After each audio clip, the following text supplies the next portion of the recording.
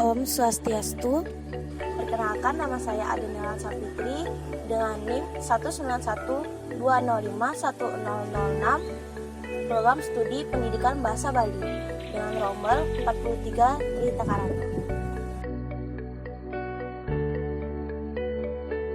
Trihita Karana berasal dari 3 kata, yaitu Tri, Hita, dan Karana.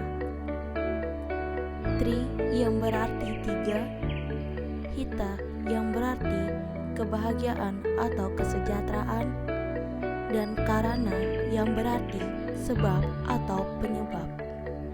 Jadi, Trihita Karana merupakan 3 hal atau penyebab yang menyebabkan kebahagiaan terhadap kehidupan manusia.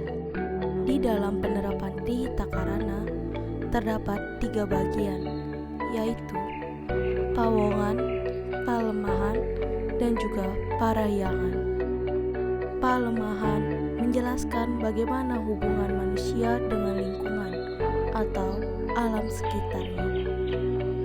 Dalam konsep ini mengajarkan bahwa kehidupan manusia merupakan bagian dari alam, sehingga jika alam kita rusak, maka kehidupan dari manusia juga akan terganggu. Oleh karena itu, manusia harus selalu memperhatikan situasi dan juga kondisi lingkungannya.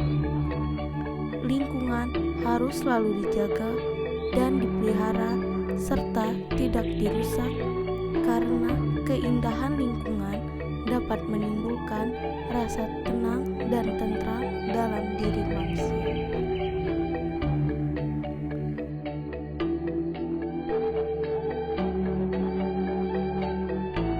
Pawongan menjelaskan bagaimana hubungan manusia dengan manusia.